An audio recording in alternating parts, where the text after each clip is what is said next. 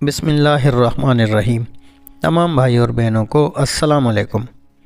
ناظرین گرامی، بنی نذیر کے یہودیوں کو مدینہ منورہ میں ان کے علاقے سے نکال دیا گیا تھا۔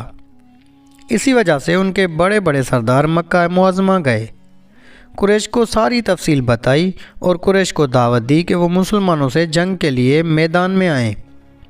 انہوں نے قریش کو خوب بھڑکایا اور کہا، جنگ کی صورت میں ہم تمہارے ساتھ ہوں گے، یہاں تک کہ محمد صلی اللہ علیہ وآلہ وسلم اور ان کے ساتھیوں کو نیست و نابود کر دیں گے۔ مسلمانوں سے دشمنی میں ہم تمہارے ساتھ ہیں۔ یہ سن کر مشرکین کے سردار ابو سفیان نے کہا، ہمارے نزدیک سب سے زیادہ محبوب اور پسندیدہ شخص وہ ہے جو محمد صلی اللہ علیہ وآلہ وسلم کی دشمنی میں ہمارا مددگار ہو، لیکن ہم اس وقت تک تم پر بھروسہ نہیں کریں گے جب تک کہ تم ہمارے معبودوں کو سجدہ نہ کر لو، تاکہ ہمارے دل مطمئن ہو جائیں۔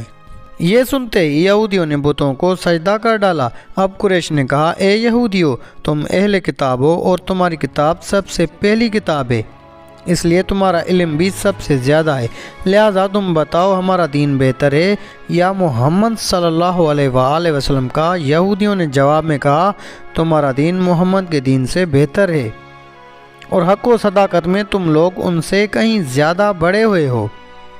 یہودیوں کا جواب سن کر قریش خوش ہو گئے۔ نبی کریم صلی اللہ علیہ وآلہ وسلم سے جو انہوں نے جنگ کا مشورہ دیا تھا وہ بھی انہوں نے قبول کر لیا۔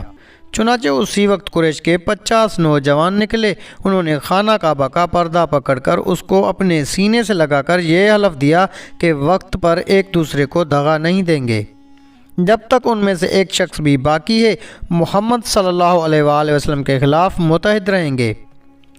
اب قریش نے جنگ کی تیاری شروع کر دی۔ یہودیوں نے بھی اور قبائل کو ساتھ ملانے کی کوشش جاری رکھی۔ اس طرح ایک بڑا لشکر مسلمانوں کے خلاف تیار ہو گیا۔ حضور پاک صلی اللہ علیہ وآلہ وسلم کو کفار کی تیاریوں کی اطلاعات موصول ہوئیں تو صحابہ کرام رضی اللہ تعالیٰ عنہم اجمعین کو مشورے کے لیے طلب کر لیا۔ آپ صلی اللہ علیہ وآلہ وسلم نے انہیں دشمن کی جنگی تیاریوں کے بارے میں بتایا، پھر ان سے مشورہ طلب فرمایا کہ ہم مدینہ منورہ میں رہ کر دشمن کا مقابلہ کریں یا باہر نکل کر کریں۔ اس پر حضرت سلمان فارسی رضی اللہ تعالیٰ عنہ نے مشورہ دیا، اے اللہ کے رسول، اپنے ملک فارس میں جب ہمیں دشمن کا خوف ہوتا تھا تو شہر کے گرد خندق کھود لیا کرتے تھے۔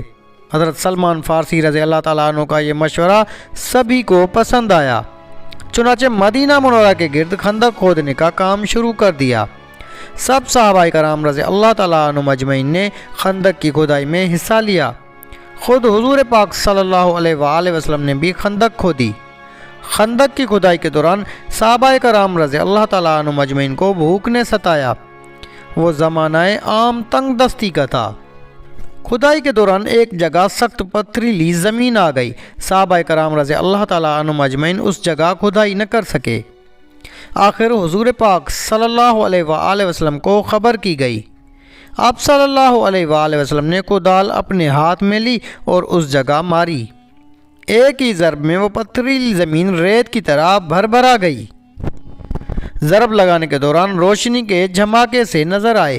صحابہ کرام رضی اللہ تعالیٰ عنہم اجمعین نے ان کے بارے میں پوچھا کہ یہ روشنی کے جھماکے کیسے تھے؟ تو آپ صلی اللہ علیہ وآلہ وسلم نے ارشاد فرمایا، پہلے جھماکے میں اللہ تعالیٰ نے مجھے یمن کی فتح کی خبر دی ہے، دوسرے جھماکے کے ذریعے اللہ تعالیٰ نے مجھے شام اور مغرب پر غلبہ عطا فرمانے کی اطلاع دی، اور تیسرے جھماکے کے ذریعے اللہ تعالیٰ نے مشرق کی فتح مجھے دکھائی ہے۔ غرض جب اللہ کے رسول صلی اللہ علیہ وآلہ وسلم اور صحابہ کرام رضی اللہ تعالیٰ عنہم اجمعین خندق کی کھدائی سے فارغ ہوئے تو اس وقت قریش اور اس کے حامیوں کا لشکر مدینہ منورہ کے باہر پہنچ گیا۔ اس جنگ میں کافروں کی 10,000 تعداد کے مقابلے میں مسلمان صرف 3,000 تھے۔ مشرکوں کا لشکر مدینہ منورہ کے گرد خندق دیکھ کر حیرت زدہ رہ گیا۔ وہ پکار اٹھے، خدا کی قسم، یہ تو بڑی زبردست جنگی چال ہے۔ عرب تو اس جنگی تدبیر سے واقف نہیں تھے۔ مشرکوں کے دستے بار بار خندق تک آتے رہے اور واپس جاتے رہے۔ مسلمان بھی اچانک خندق تک آتے اور کافروں کی طرف تیر برساتے، پھر واپس لوٹ جاتے۔ کافروں میں سے نوفل بن عبداللہ نے اپنے گھوڑے پر سوار ہو کر خندق کو عبور کرنے کی کوشش کی۔ لیکن اس کا گھوڑا خندق کے آر پار نہ پہنچ سکا اور سوار سمیت خندق میں گرا۔ نوفل کی گردن کی ہڈی ٹوٹ گئی۔ ایک روایت میں یہ بھی ہے کہ حضرت علی رضی اللہ تعالیٰ عنہ نے خندق میں اتر کر اسے قتل کر دیا تھا۔ کافروں اور مسلمانوں کے درمیان بس اس قسم کی چھیڑ چھاڑ ہوتی رہی۔ کافر دراصل خندق کی وجہ سے مسلمانوں پر حملہ آور ہونے کے قابل نہیں رہے تھے۔ لڑائی سے پہلے عورتوں اور بچوں کو ایک چھوٹے سے قلعہ میں پہنچا دیا گیا۔ یہ جگہ حضرت حسان بن ثابت رضی اللہ تعالیٰ عنہ کی تھی۔ خود حضرت حسان رضی اللہ تعالیٰ عنہ بھی وہیں تھے۔ ان عورتوں میں حضور پاک صلی اللہ علیہ وآلہ وسلم کی پھوپھی حضرت صفیہ رضی اللہ تعالیٰ عنہ بھی بطور محافظ تھیں۔ ایک یہودی جاسوسی کے لیے اس طرف نکل آیا۔ حضرت صفیہ رضی اللہ تعالیٰ عنہ کی نظر اس یہودی پر پڑی تو انہوں نے حضرت حسان رضی اللہ تعالیٰ عنہ سے کہا، اے حسان، یہ شخص دشمن کو اس قلعے میں عورتوں اور بچوں کی موجودگی کی خبر کر دے گا اور دشمن اس طرف سے حملہ آور ہو سکتے ہیں، لہذا تم نیچے اتر کر اسے قتل کر دو۔ اس پر حضرت حسان رضی اللہ تعالیٰ عنہ نے کہا، تمہیں معلوم ہے میں اس کام کا آدمی نہیں ہوں۔ حضرت حسان رضی اللہ تعالیٰ عنہ دراصل شاعر تھے اور جنگ کے طریقوں سے واقف نہیں تھے۔ پھر ان کی عمر بھی بہت زیادہ تھی، بوڑھے اور کمزور تھے، اس لیے انہوں نے ایسی بات کہی تھی۔ حضرت صفیہ رضی اللہ تعالیٰ عنہ نے جب دیکھا کہ حسان رضی اللہ تعالیٰ عنہ یہ کام نہیں کریں گے تو انہوں نے ایک موٹا سا ڈنڈا اٹھا لیا اور نیچے اتر آئیں۔ خاموشی سے اس کے پیچھے گئیں اور اچانک اس پر حملہ آور ہوئیں۔ انہوں نے ڈنڈے کے کئی وار اس پر کیے یہاں تک کہ وہ ختم ہو گیا۔ پھر تلوار سے اس کا سر کاٹ کر ان یہودیوں کی طرف اچھال دیا جو اس کے پیچھے آ رہے تھے۔ وہ سب خوف زدہ ہو کر بھاگ نکلے۔ ادھر مشرکوں میں سے چند لوگ آگے بڑھے۔ انہوں نے خندق عبور کرنے کے لیے اپنے گھوڑوں کو دور لے جا کر خوب دوڑایا اور جس جگہ خندق کی چوڑائی کم تھی اس جگہ سے لمبی چھلانگ لگا کر آخر خندق پار کرنے میں کامیاب ہو گئے۔ ان لوگوں میں عمرو بن عبد بھی تھا۔ وہ عرب کا مشہور پہلوان تھا۔ اس کے بارے میں مشہور تھا کہ وہ بہت بہادر ہے اور اکیلا 1000 آدمیوں کے لیے کافی ہے۔ خندق عبور کرتے ہی وہ للکارا، کون ہے جو میرے مقابلے میں آتا ہے؟ اس کی للکار سن کر حضرت علی رضی اللہ تعالیٰ عنہ آ گئے۔ انہوں نے نبی کریم صلی اللہ علیہ وآلہ وسلم سے عرض کیا، اے اللہ کے رسول، اس کے مقابلے پر میں جاؤں؟ آپ صلی اللہ علیہ وآلہ وسلم نے ارشاد فرمایا، بیٹھ جاؤ، یہ عمرو بن عبد ہے۔ ادھر عمرو نے پھر آواز دی۔ حضرت علی رضی اللہ تعالیٰ عنہ پھر اٹھ کھڑے ہوئے۔ آپ صلی اللہ علیہ وآلہ وسلم نے انہیں پھر بٹھا دیا۔ اس نے تیسری بار پھر مقابلے کے لیے آواز لگائی۔ آخر آپ صلی اللہ علیہ وآلہ وسلم نے حضرت علی رضی اللہ تعالیٰ عنہ کو اجازت دے دی۔